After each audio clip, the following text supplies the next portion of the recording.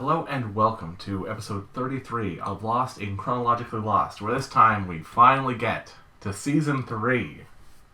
It's a big one. It's the biggest numbered season we've seen yet. Actually, no, it's not. We saw season 5 before. Yes. Well, it's the second biggest. Wait, we saw in the first episode of Chronologically Lost, we saw season 6. You know, Yes. It's the third season. It's the third season. We're finally here. So much I have talked so much about this third season, and now you finally get to see some of it with your own eyes. I have some thoughts on the kind of pacing of this, where I think I want to save that for the end, just so we can refer to everything we're going to talk about first. But I do want to start by just saying, knowing that Jack would eventually do the surgery, definitely, it feels silly now how much I expected certain things where it's just not really executed that kind of way. For instance, I saw Jack getting captured and having to do the surgery as an event, and getting captured was the build-up to that, when really, them being captured by the others is the plot. And that plot is then eventually going to be the build-up for him doing the surgery. And I don't know how long this plot is going to last. I gotta hope it's not all of Season 3, but I'm starting to think it's going to last a while. It will last longer than you want. Just, again, this is when they were really... The network executives at this time were telling them... because the people who were running the show, they said they wanted to do a 4 to 5 season show. And at this time, the producers, or the executives, are like, you don't just end shows that are popular. We want you to go for 10 seasons. And they're like, are you fucking serious? If we have to go for 10 seasons, then this is what it's going to be. It's going to be a lot of, nothing. Yeah. I definitely... there's sort of conflicting pacing going on in these two episodes, where there's some things that I actually think feel faster or kind of more interesting in a way, while at the same time some scenes feel like we're going back to Season 1 pacing in terms of slow scenes. And, I don't know, I guess we should get into it. Although one other thing I wanted to say is, another thing I had big expectations on is that Juliet would want to leave the others. She is a confident other so far. She is pretty down with them at the moment. Yes, what I will say about the pacing, though, is, in these 2 episodes here, we covered 3 episodes of the real show. And these 3 episodes cover 2 days. They basically cover 2 days just from each of the different groups' perspective. Yeah, I kind of guessed that just based off the order things went in. Because I can usually expect, a Lost episode... An original Lost episode within a chronologically Lost episode is usually going to be less than half an hour, and in our first episode of Season 3 here, it felt like it was ending at the end of an episode, and yet we covered a full 45 minutes. I was like, was there another episode mixed in here? And I eventually pieced together, the Locke stuff was its own. Yes, but where do we begin with this first episode here? Well, we begin with Jack waking up in a dark and spooky place, where I'm just going to say now, yeah, they didn't want to bring their prisoners to their actual base, so we're at Hydra Island? Yes, because you can see the Hydra symbols on the Dharma logos. Right. Yeah, so Jack wakes up in a locked room that is, as we find out later, was an aquarium. Yeah, and he walks into the glass, because he's a genius. Yeah, Kate wakes up in a shower, and Sawyer wakes up in a cage. Which, yeah, he is like an animal, and there's some teenager there. Can I just offer a guess? Okay. You have told me that a new character during Season 3 is awful and you hate him. Is it this teenager? A new character in Season 3. It's awful and I hate him. Or something like that. It's you said someone new here would be the worst character. Didn't you? I'm desperately trying to remember that. I might have been joking about Nikki and Paulo. I don't know. Okay. Okay, maybe I honestly, maybe I dreamed it. Who knows? I had some weird dreams about Lost lately. because I'm like the people who are introduced in season 3. I'm like, that's like Juliet, Maybe you and meant I like Juliet. Maybe you said season 4, or I don't know. Maybe I mixed up because you definitely told me there were some characters you don't like that are introduced in season 6. All right, whatever. My point being, I think this teenager is gonna be important. Obviously, not like super important, but he's gonna be a character. Well, yeah, he gets a name. He gets a little mini Yeah, plotline and he's everything. probably Alexandra's boyfriend or something. Yeah, he not- pieced it together. It's not pretty subtle. clear. But anyway, Sawyer tries pressing a button, and I think it shocks him, which somehow sends him Yes. flying backwards because Lost has the most realistic electromagnetism. That's just how electricity. That happened to my brother once when he got shocked. He got sent backwards. I guess. No, yeah, that happens. I feel like it'd more just be you lurching backwards by instinct. No, the way my brother moved, it was Did he touch an electric inhuman. fence? Let's say. No, it was we had gotten our electrical wiring redone in our basement, and I guess it still had a charge or something. So when he went to touch it for the very first time, it hit him. Like, did he just touch the light switch, or did he just stupidly? He touched like the metal case around the light switch. Okay. Anyway, Kate showers, and they just always put in Kate showering scenes. That's just a universal constant. And they want her to wear this nice flowery dress. Yes, They're taking and her she gets to Ben, to where have breakfast with Ben. why? Honestly, as I saw her get brought out to this like outdoor dinner with this nice roof on the beach, I was just like, Ben, please do not fall in love with another female main character. I would hate that. Here's the thing. The reason he told her. He's just like, yeah, it's going to be hard so you can have a nice breakfast here and everything. Why? People for years were like, something else went on. He told her something that we didn't see. Something else was going on. And the writers were like, I don't know why people think this scene was so important. They had breakfast and that was it. I don't get why he would give her breakfast. Why is he being so nice to her while then like bullying Sawyer? I mean, yeah, Sawyer deserves to be bullied, but it's still, I don't really get the motivation for how differently they're being treated, other than obviously Jack is the one they want to do something for them. I mean, I do think it is kind of just like mind games and everything with how he's... There's definitely some mind games going on in general. So then... Yes. Back in the main part of the island, we have Desmond waking up in the jungle naked because the hatch implosion burnt off all his clothes. And his picture of Penny survived. That's nice. As Hurley questions later, it's definitely kind of weird that he's fine, but it burned off his underwear, but let's just not worry about that. Yeah. So, is Desmond's stuff from, like, a Desmond episode? Like, is this from one of these episodes here, or a different one? Yeah. It's from a different episode later. I thought so. Because that wasn't really going that many places. Yeah, well, it kind of just caps off what we saw last time. And I mean, that leads to some things we'll get to. But anyway, Locke wakes up, and he is mute.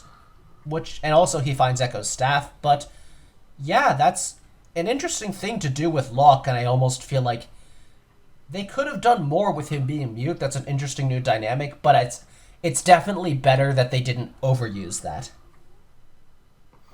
Yes, if he was mute for 10 episodes, that would have kind of sucked. Yeah, you know what would be really lame is if they repeated this entire plotline of someone just randomly not being able to speak. Wouldn't that be lame if they ever did that? I feel like that's really one of those like standard Western TV wrenches to throw into things. Like they just love like, oh, well, how do we add conflict? Someone got amnesia. Someone has become mute. That kind of thing. Someone's gotten kidnapped. It's one of those things they have in their arsenal. Yeah, anyways. And, you know, we don't really discuss these episodes that much before we record, but you did message me saying, wait, is this the weed farm episode? And it is. See, I realized that later, and I'm going to tell you when I realized that.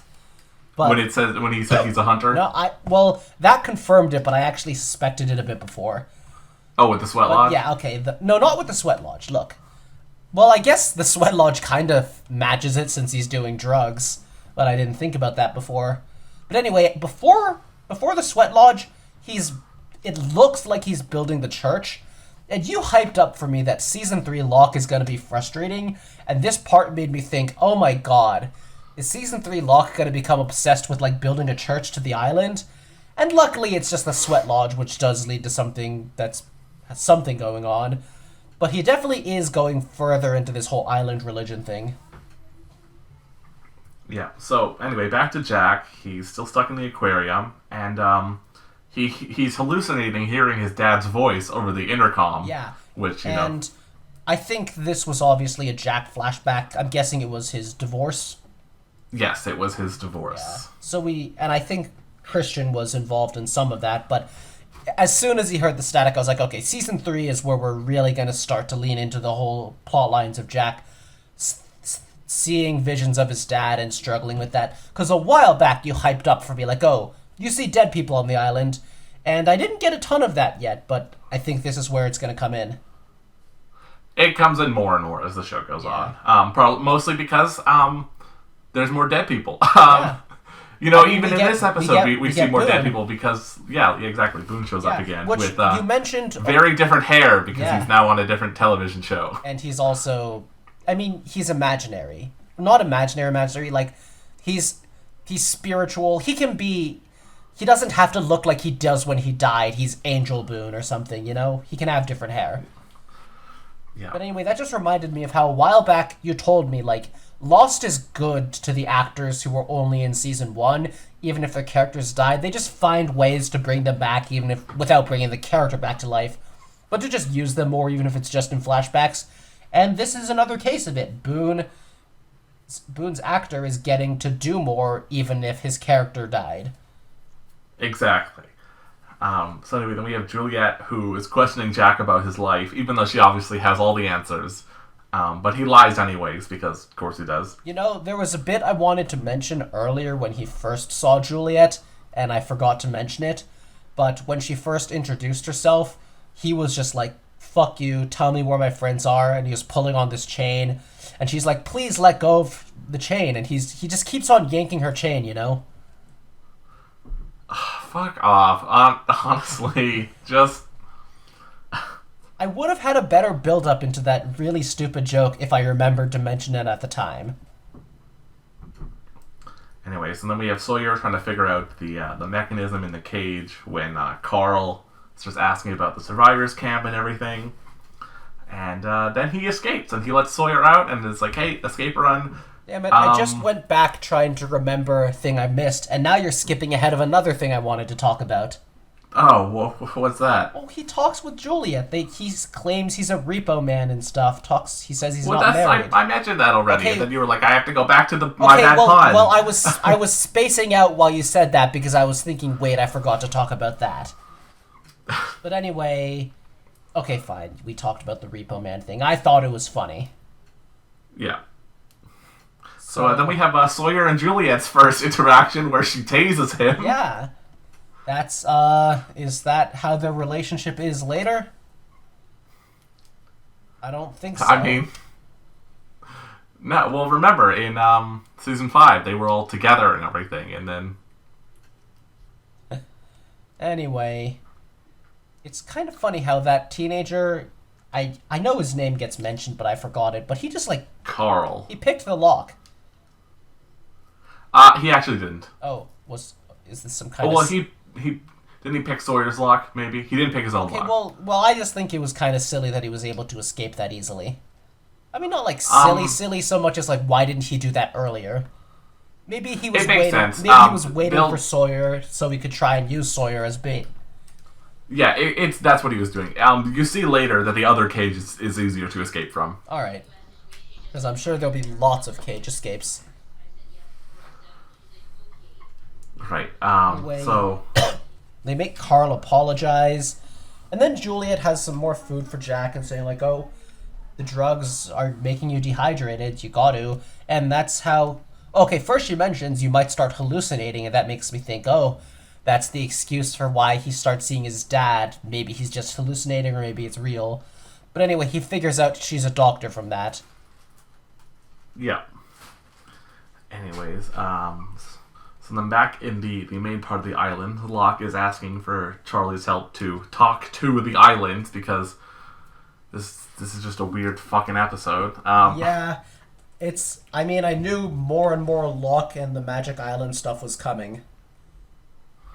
But yeah, so, Charlie, I kind of like the part where Charlie is like, you remember how I hate you? Because you punched me in the face and said I was using heroin when I wasn't. And that's fair, Charlie.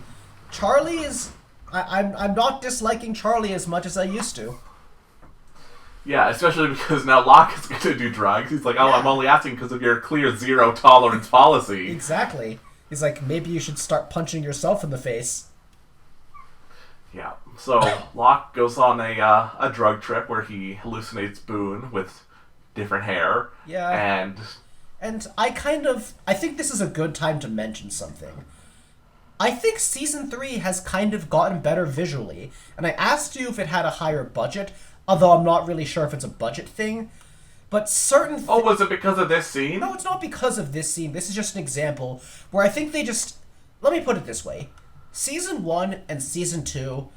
Do you know how many scenes were just relatively standard shots of the characters standing around on the beach or sitting around in the hatch or walking around in the jungle and talking? I feel like there was so much, it got very repetitive, and it's not an awful thing, but then these first couple episodes, they just struck me with, like, they're doing some different things visually. I'm not, like, a cinematography geek, so I wasn't remembering specific shots, or I couldn't talk about what they're technically doing, but I just think some things felt a little more dynamic. There was some more variety, and also we just finally got some new sets because we spent so much time on the beach and the hatch, and now we're getting places like the cages or like where Jack is stuck, where maybe these new locations are also going to be places that they're going to milk the hell out of, and in 10 episodes... They are. So, yeah, okay, they are. In 10 episodes, I'll be sick of these places too, but right now, it feels like, relative to what we got before, we have some more variety. They're able to use more instead of limiting themselves. I guess, yeah, I wouldn't think that I think they have, like, relatively the same amount of budget, maybe, like, a little bit more. Yeah, I mean, it's probably... Season one is easily the most expensive, though. Yeah, I mean, I think there's probably, like...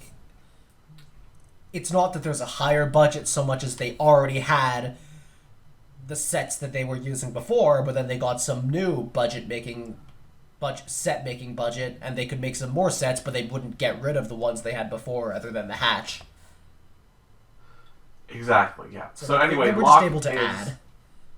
Yeah, Locke he's at the airport, and Boone says, someone needs its help, and he looks around. Wait. There's a little detail I liked where Locke is trying to say he's sorry, and Boone, like, figures that out, and then Boone is like, yeah, the island wanted me as a sacrifice, sure.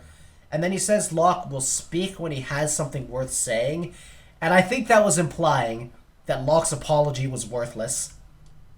I really like that. I do like that, yeah. And I mean, I think Boone, is this real Boone? Is it just the island talking through Boone? No, this is absolute drug. Like, okay, is this the island talking through Boone? Is it purely his imagination? Who cares? It's ambiguous. But this Boone, he's enjoying a little bit of this getting back at Locke, because I think he finds it funny that Locke has to use the wheelchair. Yeah. And so they're looking around at everyone. He says, Charlie and Claire, no, they'll be fine for a while. Jin's son Saeed are fine. He says, like, Saeed is handling it. Desmond's helping himself. He says Desmond's too busy helping himself. Yeah. And Jack and Sora, you can't help them. You will later, but not now. And then he has to clean up his own mess. Clean up your own mess. And then finds Echo's bloody Jesus stick. Yeah. So he wakes up, he picks up his knife, and he's gonna go save Mr. Echo's life. And because a polar bear got him. Yeah. The polar bear is kind of the weak link here. Which is so funny, because before you watch these episodes, you mentioned to me... I think my phone is ringing. Sorry. Give me a sec.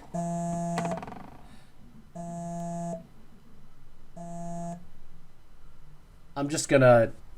You'll probably have to go back a minute and re-say that because, actually, no, well, okay, my recording is gonna have my phone buzzing in it. You'll have to edit that out, but I just hung it up. I'm not gonna talk to my mom right now. Sorry. Okay, what were you saying? I totally missed some of that. So, okay, so before we watched these episodes, you even said to me, hey, you know what they haven't brought up for a while? The polar bears. And I'd already seen these episodes, so I knew. I'm like, hey, Sawyer's not only in the polar bear cages and everything, but Mr. Echo is captured by a polar bear for some reason. And well, I know what the reason is out of universe. In universe, the reason is dumb. In universe, the reason is the polar bear found him. Yes. But yeah, he's got to save him. And you've said Season 3 Locke is a problem, and I didn't think this was that bad. And I think you told me we're not at the really bad Season 3 Locke stuff yet. Oh, but you'll know it when you see it. Okay, I'll know it. You won't but questioning. Right now, I just want to say, I don't think that Locke going further into the island thing is that bad. I actually kind of like it. I think that, him... I mean, I think, like, the whole find information from a drug trip can be kind of silly, but it is correct Especially information. because they've already done this thing. They've already done finding information through dreams with Locke twice before. Well, I think like, that they didn't some of need them... to do it again. I just think this one is a lot more direct, which I feel like is kind of a cool escalation of what it was before. Before it was very vague, and now it's just like, yeah, it's telling him what to do. And I think that's kind of cool that he's getting that connection with the island, that it can tell him directly what to do. I guess. Anyway, he wants Charlie to go back, and he mentions, like, bad things happen to people who hang around me, because he feels guilty. Yes. So meanwhile, back at Hydra Island, as Juliet goes to bring in food, Jack grabs her and tries to have an escape attempt of his own. See, the thing is, it's like, you can't blame Jack. Like, they're not telling him shit. They've trapped him in an aquarium. It's like, you know that the others have killed a lot of your people. They're fucked up. Yeah, maybe go for that. I mean, Juliet's cool, but, like, he doesn't know that. Mm-hmm. So, this is how he finds out that they are underwater. Yeah. And, now they are almost going to drown. And Ben locks out Juliet from the safe room. Wait. Oh, shit, I didn't even realize that. Yeah, no, she's running towards the door that he's in, and he closes it on her. You would think, with how much he's in love with her... I have to wonder if this is all part of his plan to make, like, Jack feel more... like, good cop with Juliet and everything. Yeah. So anyway, they stop the flooding, and then Juliet knocks Jack back out very easily with one punch. I don't think that one punch of hers could knock him out, especially but okay. when you're in the water, because punching hard is about leverage, about putting your weight behind it. You need a good stance. But it's fair of her to be mad at him and knock him out for doing that. Yeah. So, anyway, Locke and Charlie, they find, what... remains of the hatch, which is big hole, not much, and they find a dead boar, and I saw that boar and I was like, this doesn't look eaten, but then they say, yeah, it's gonna come back for more, which that is a thing predators do, I think. Yes. And then they hear it coming and they run, and they hear some rustling, and Locke throws the knife. I thought it was gonna be Echo, and I thought he injured him, but it hit Hurley's water bottle. Yeah. So then Hurley, fills them in on everything that happened, and says Ben is the leader, and says, go Locke's tell like, everyone. okay, well, I still have to go after Mr. Echo. Yeah, which he does. And Charlie, I have my notes here, so I know this happens, but I don't remember the exact context of why it happened.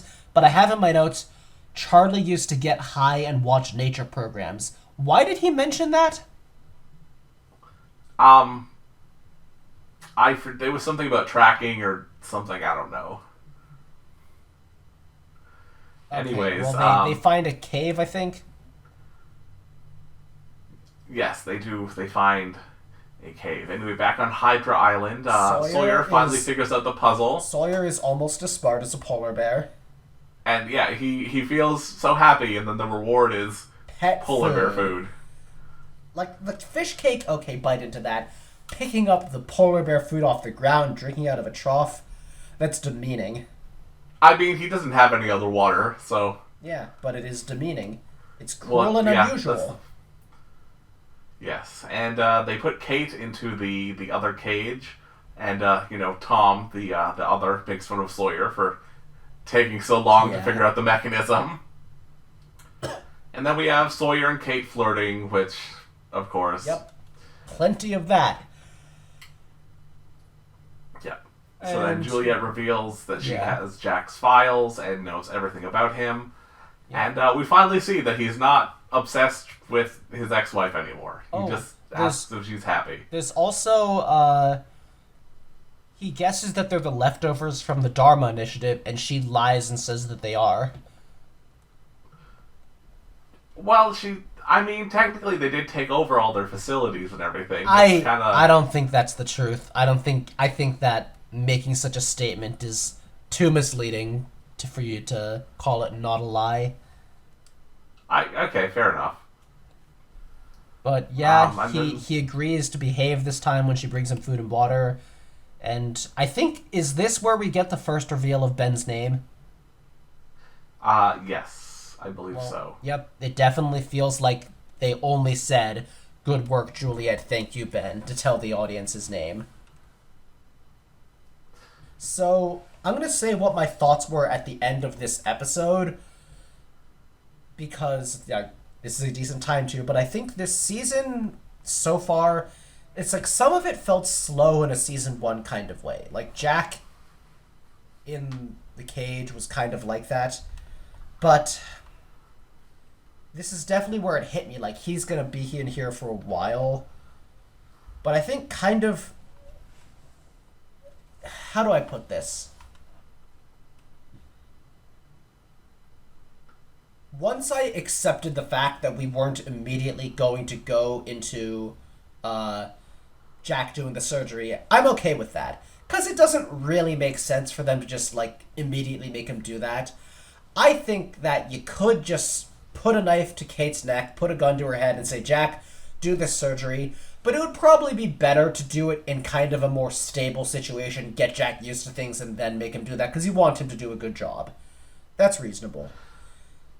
And you'll see what their plans are for the surgery. And I think some of this stuff being slow definitely, kind of fits. Where at first during this episode, I was thinking, get to the point already, and then I was like, okay, showing Jack trapped in a cage, not knowing what's going on, and how, Juliet is trying to get him to relax. That's an interesting thing to explore. And then, some of the other stuff, Sawyer's feeling of being trapped is, it makes sense for that to be slow. Or, Locke,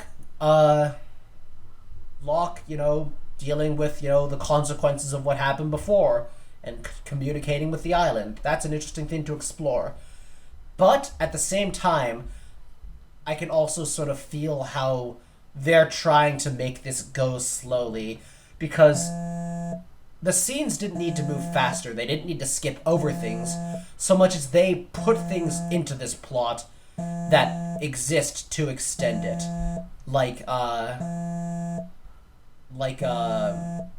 The entire polar bear thing. Echo could have just been fine, but instead, we have to have a whole plot of getting him back, where, it brings out a bit of Charlie's character, they meet Hurley, and it's exploring Locke, but it wasn't really necessary. Yeah, well, it's necessary for real-world reasons. Yeah. It wasn't necessary for the I will explain what they are in a few episodes, but you'll see why things are like this. So, something more complicated than just, make it slow? Yes. Huh. Well, I'm interested to know. Okay, I'm getting calls on my phone again. In fact, that last bit might have gotten fucked up because my phone was buzzing, so it's gonna mess with the audio. Can we just take a break and I'll call my mom back and figure out what the fuck she wants? Okay. Alright, I'm gonna hang up. Okay. Wait. Yep. For the recording, just let's try and pause it. Yeah, I'm gonna... Alright. Or are you going to stop yours, or are you going to pause it? I'm gonna stop my recording. Okay, on three. 1, 2, 3. So I think with season 3 so far, it's a weird mix of pacing where there's this sense of slowness in some scenes where I think they're kind of drawing things out, and part of that is my expectations. I came in thinking Jack's going to do the surgery, that'll be a strong season opener, an interesting event, and instead it's like Jack is being put in a cage and slowly worked and slowly talked to, and they're not really revealing what they want to do with them yet. It's just, these are going to be long-term plot setups. Season 3 is going to be about being captured.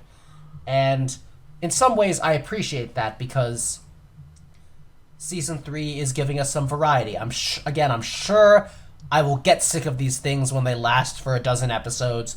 But right now, it's some nice variety from what we had during Seasons 1 and 2. Instead of, we're on the beach, we're trying to survive, we're in new situations.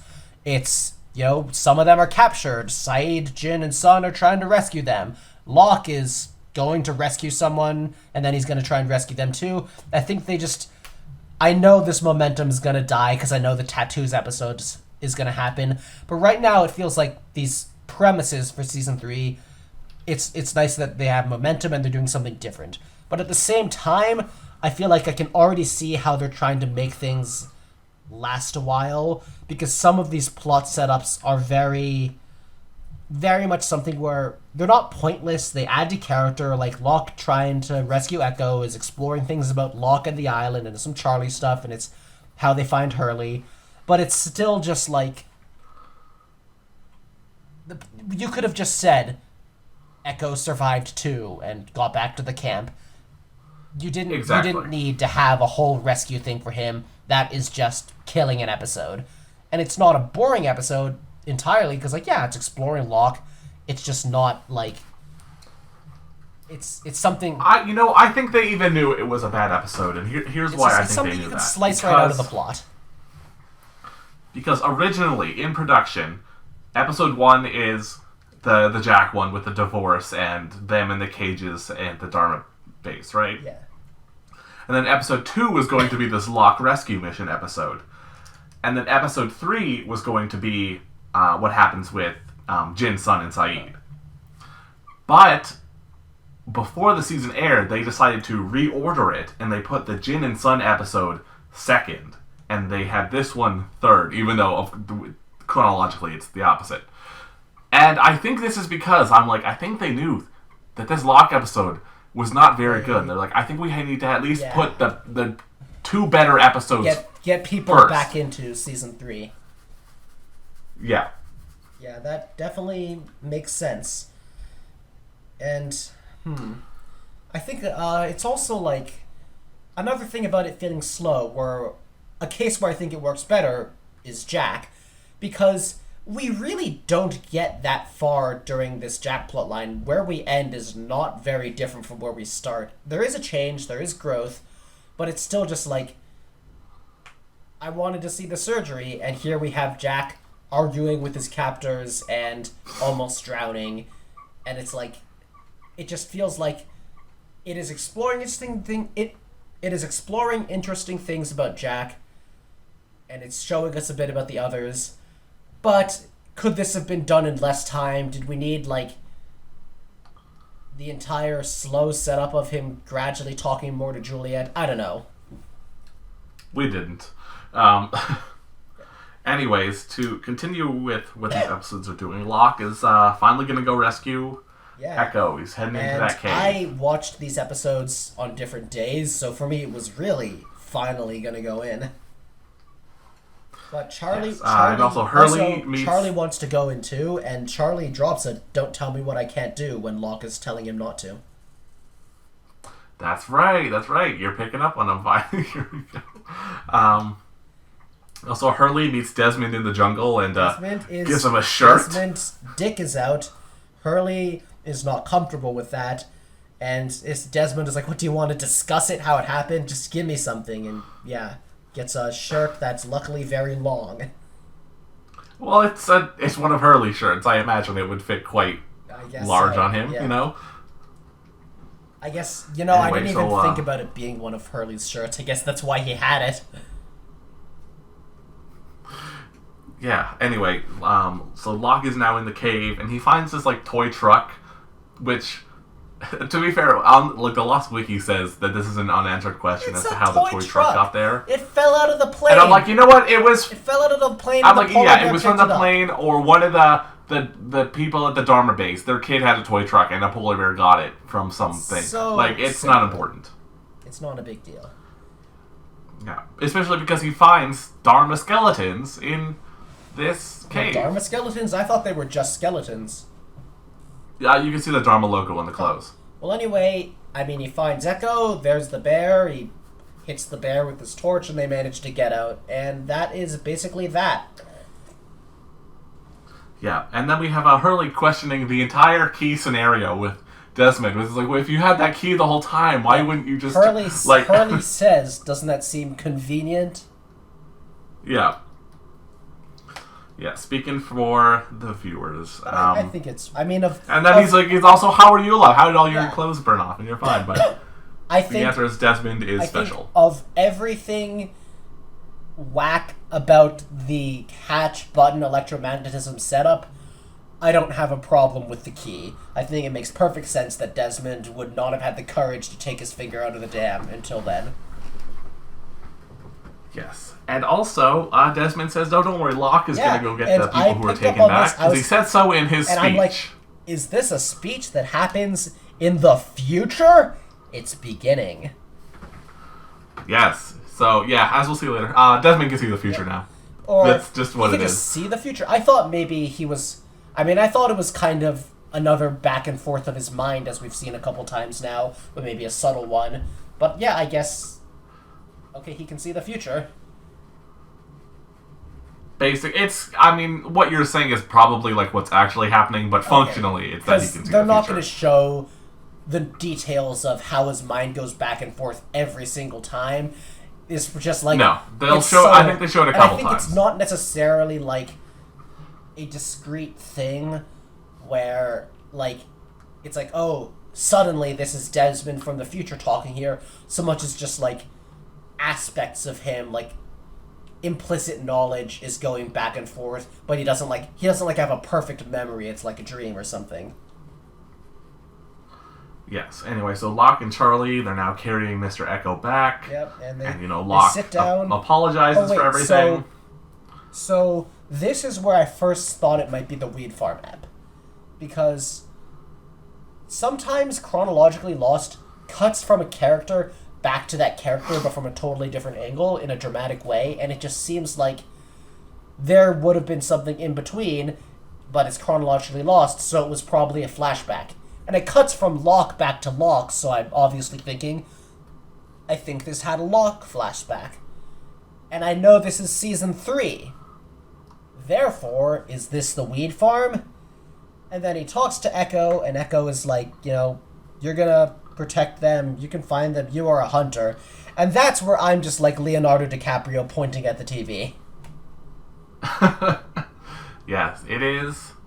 It is the Weed Farm episode. You know what? I gotta say, honestly, just knowing even what the On the Island plot is and how meme the flashback plotline is, I think Thailand is a better episode than this, honestly. Really? Again, I guess it depends on if you really like the weird, trippy... Locke is now a mute, and he has to go on a drug trip to understand. I guess if you like that concept, you would like it better. Those are concepts I don't care for. I don't love it, but I think that was interesting. I think that's probably my favorite part of the episode, just because I think that... Well, I guess the best part is when Locke does give his speech and Hurley notices that Desmond would have heard that. But other than that, I think the best part was the early stuff with him being mute and the trip, just because it felt more experimental. And then, obviously, the flashback is bad, except that it has...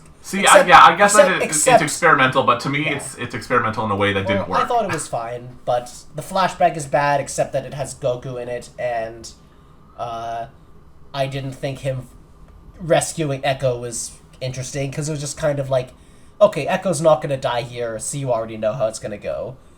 But I think this is a more uninteresting episode than the Thailand one. Whereas the Thailand one is kind of like... It's just like... It just offends me on several levels.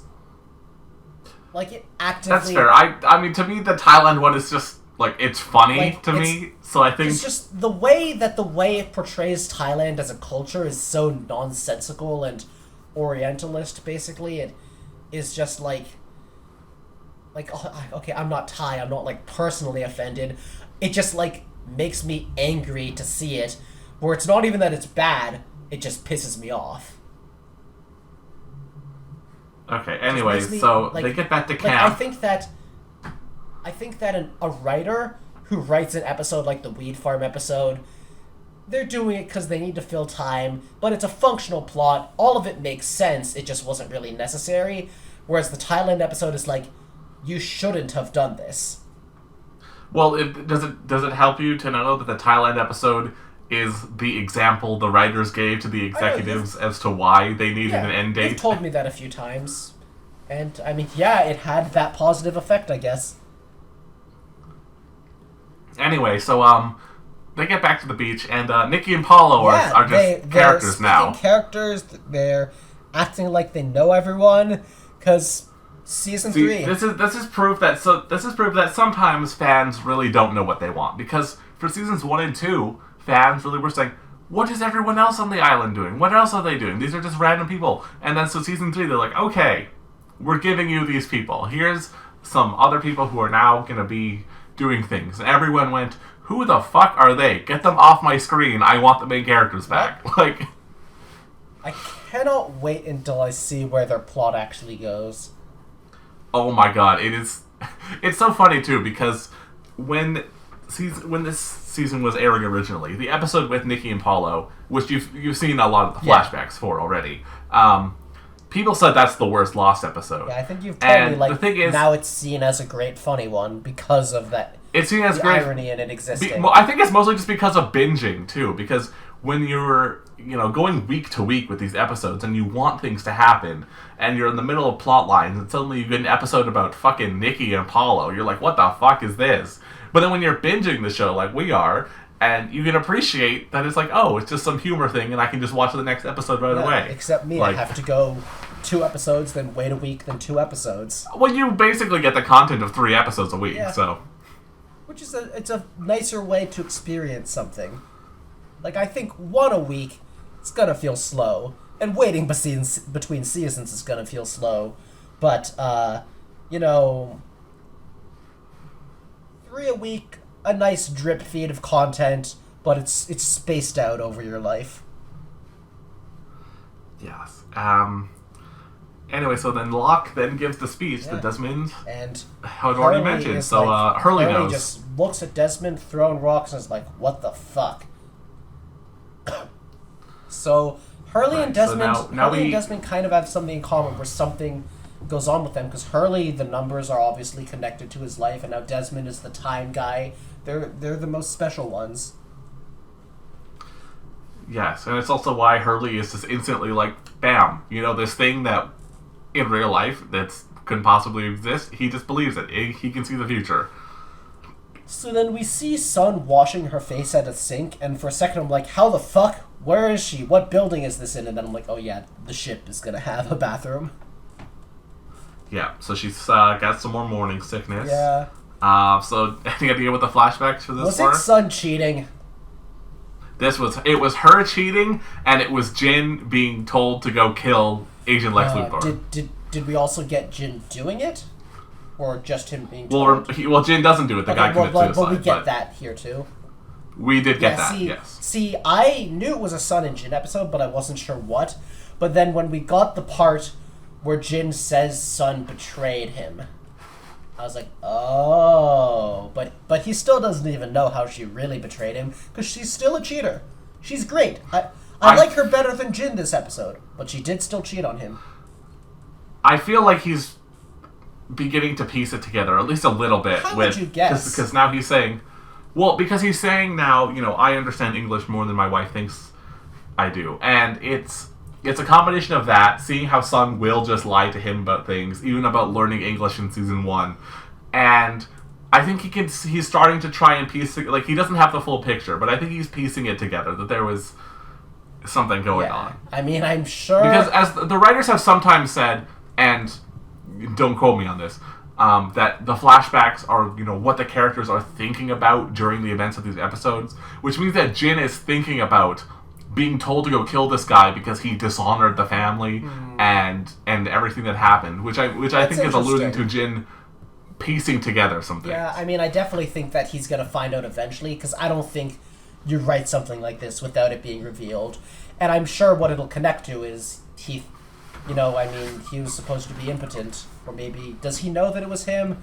Either way... He does not. He doesn't know that. If that comes out, he might think, what if the baby is not his? Yeah. Right. So Saeed is saying, hey, no, our plan from season 2 can still work, even though he knows it won't. Yeah. And he just does not want to abandon Jack. And Jin goes all season 1, tells Sun that Saeed is not her husband. But Sun is just like, I know how to sail, we're not doing what he says. Yeah. Then we have back at the base, Juliet brings soup for Jack, and Ben goes, oh, you never made soup for me. Like... Well, he never saved her from drowning. Yeah, and then Ben gets some news that has him shook, which is that they have a boat. Colleen, I think. Which I have to wonder, yeah. Oh, this is important. Colleen, because she will be the one who ends up eventually getting shot. So... I like that they didn't know about the boat, just because I like it when, you know, they might know most things, but they don't know everything. They can be caught off guard. On the one hand, I did like it, but on the other hand, I had to think, I'm like, that boat was sitting moored in that little cove for 3 years. You'd think that they scout around the island regularly. They knew about the parachute guy, or the balloon guy.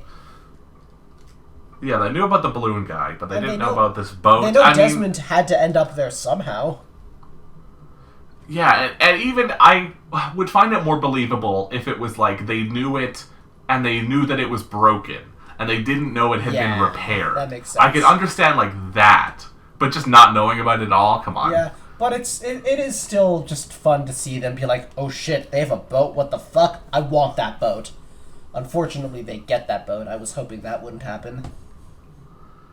Yeah, so Sawyer and Kate are basically slaves now. Yeah, why are they, like, keeping them as slaves? I mean, I get... See, here's my take on the situation. The others are cruel. I get that they murder people. I get that they are not a moral group. I just still think this is unnecessary. Here's my take on this, is Ben has this whole master plan for what he's going to do with these people that he's captured, right? And they're just thinking, they're like, hey, we are building this thing anyway, this infrastructure project, which I don't think did they say what it was yet? I won't spoil it if they haven't. And they're like, you know what? If we're going to have these people here while this plan's being executed, we don't need them sitting in the cages all day. Let's just put them to work, too. I mean, I just feel like you could be nicer about it, but I guess... Nothing the others have ever done has been the nice way about it, though. If you're forcing people to do labor, which is, you know... slavery, but people don't like being slaves, so if you're doing that, you end up having to be cruel to force them to do it, because slavery is fucked up. But we do this see is also where that we see Colleen that Colleen and Danny... Colleen's kissing him, which Sawyer creeps on, but that is definitely going to have some consequences. Yeah, I will just say right now, they are husband and wife. They are married. They're together. I don't think that's, like... Yeah, that's not hard to believe. But yeah, Danny is not going to be happy about some things. Yeah, so then we have, like, you know, a nice... Well, I don't know if nice is the word. No, Jan and Sun it was not nice. She apologizes for disagreeing with him in front of Saeed. You know what he says? He says, you shouldn't have disagreed with me. Not big on that attitude. Yeah. See, like, Jin is obviously one of the best characters. He is likable and cool a lot of the time. But we still get moments where... I don't approve of how he treats his wife. Yes. So then they find this dock that they're gonna enact their plan at. Yeah. Well, there's also Sawyer and Kate just being told they're gonna be shocked. and Sawyer sexually harassing Kate, and See, this is where I actually did start kind of warming up to Sawyer, especially just when he's like, "If you have a question, raise your hand." He immediately just see, that was good. Yeah, got a question. See, no, that was good, and I like how the guy says they'll be shocked, and Sawyer very understandably hears it as shot and is like, "What? We're not going to get a warning?" Yeah. But there's... Yeah, I will say I do at least like how Sawyer is, it's not so fun when he's pushing the buttons of, Jack or Kate or Hurley, but it is more fun when he's pushing the others' buttons. They deserve it. In the same way where sometimes when Sawyer goes through shit, you can be like, he deserves it. When you see him shitting on the others, they deserved it. But there is also still some sexual harassment. Yes. Because he's like... I have to believe it's intended sexual harassment, given that they gave her that dress. Yeah.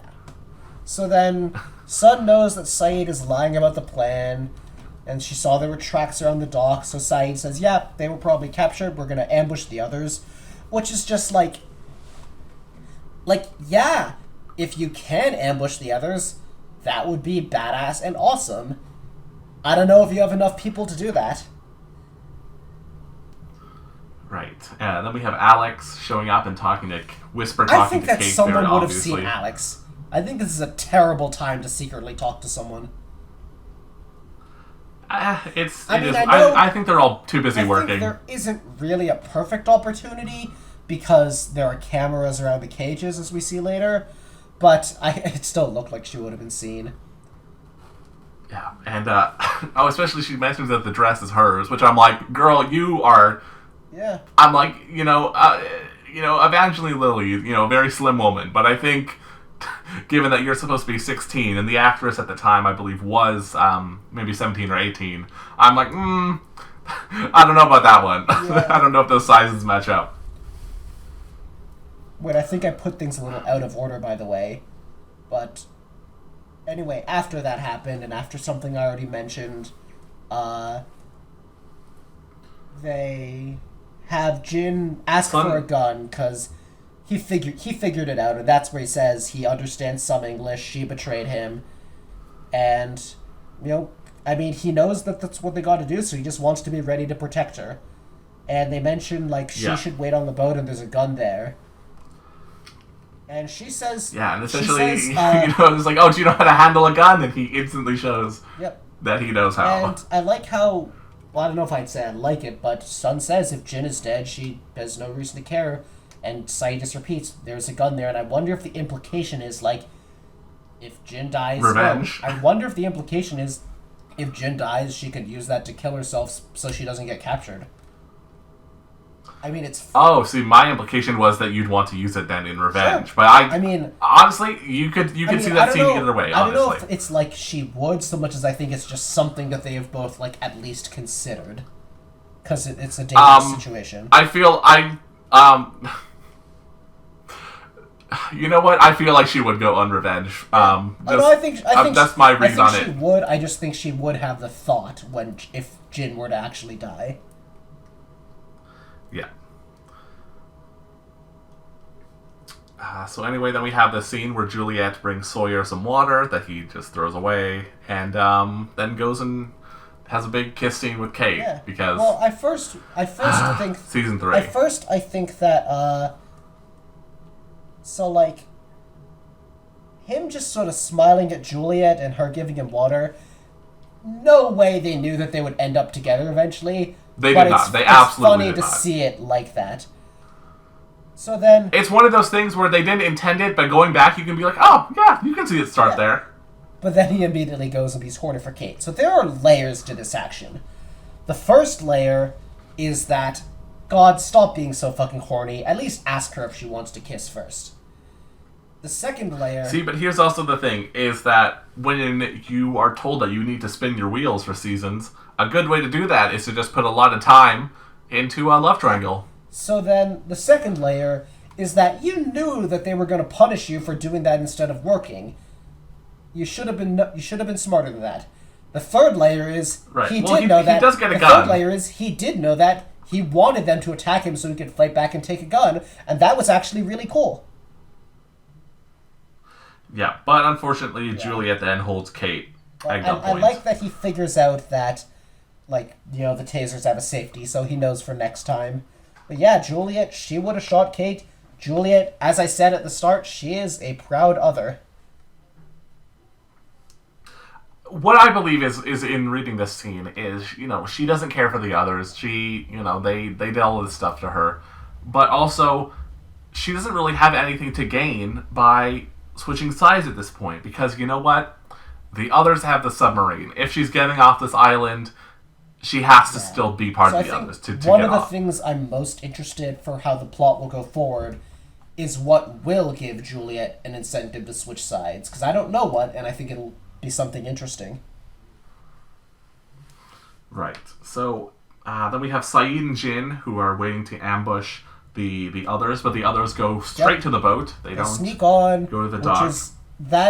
It makes sense. The others are good at being sneaky, and we know that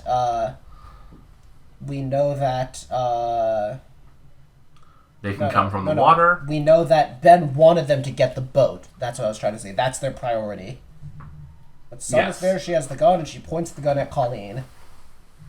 And Colleen's like, I know who you are. I know you're not a killer. I read your file. And, so Sun shoots her. I think that... the thing, which I loved so much. The thing about being a killer is that some people... You can become one at any time. Some people, they have been tested, and they've just chose not to. Like, I don't think Jack would be a killer.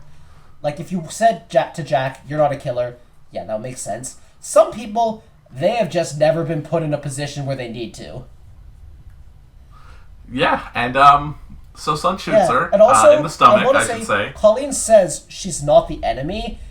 That's bullshit. That she is the enemy. Yeah.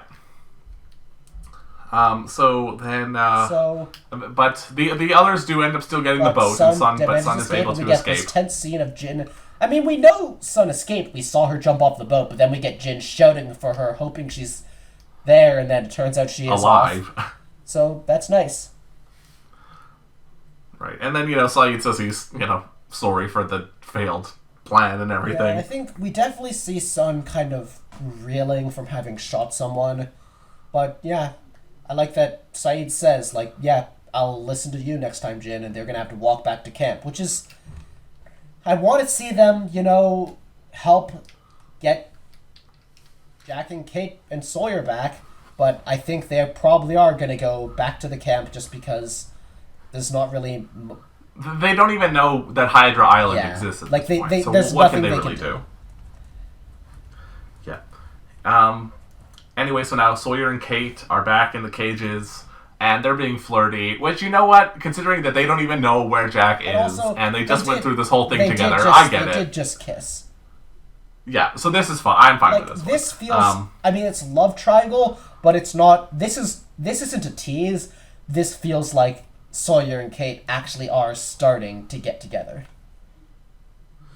Yeah, so then, Sawyer, he runs down the whole thing of they have a safety on them. I know what these people are like now. Oh, but Juliet, she definitely would have shot you. And he's like, okay, so we have this whole plan now. And it turns out that the cages have cameras with audio. I like the plan. I think it's... And I don't think this is a useless plan because it's not really a plan. It's just information. And this information isn't going to stop being valuable just because the others know you know. Well, no, because one part of the plan is...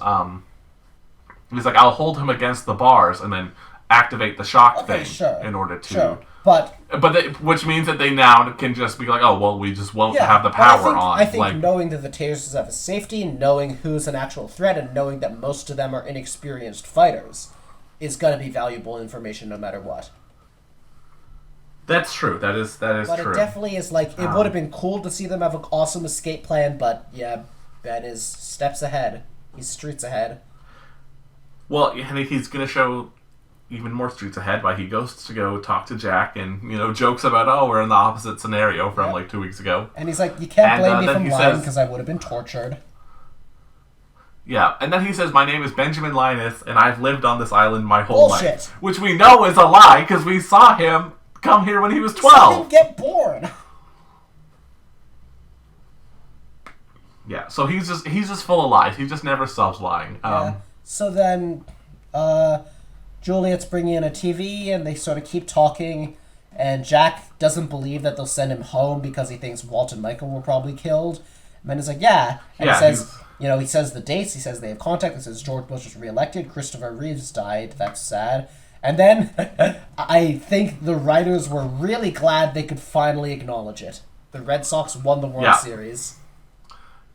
Yeah, he says it, and Jack absolutely does not believe them, and then they show him the tape. I think it's really funny to see, I think it's hilarious to see Ben's reaction to just... Because Ben was definitely saying that, thinking that, he would, Jack would be like, oh shit. He thought he would be believed. I don't think Ben was ready for Jack to just think it was total bullshit. But he does have the proof. I think he was. I think that's why he had the tape ready. I mean, I think he knew he had to have proof, but I don't think he would have... I don't think he thought Jack would just say, nah, that's nonsense. Yeah, but, there. Now the characters know the Red Sox did win the World Series. Iconic moment in sports. Yeah. So that is where we end. Now that you've seen... Yeah, that's where we end. Now that you've seen what the basic plot setup for Season 3 is, anything you're hoping for in these immediate next 2 episodes that we're going to cover next time? I want to see... So immediately, I want to see Locke get his plan started, because, he said he would, so... I'm sure things will be dragged out, but I want to get some momentum going. I don't want him to wait around for a few episodes before doing it. Although I guess the real issue is finding Hydra Island. I have no idea how we'll do that, so I don't even think that'll happen in the next couple episodes. I think that'll be a while. I want to see Hurley and Desmond talk about that, figure out some more of that.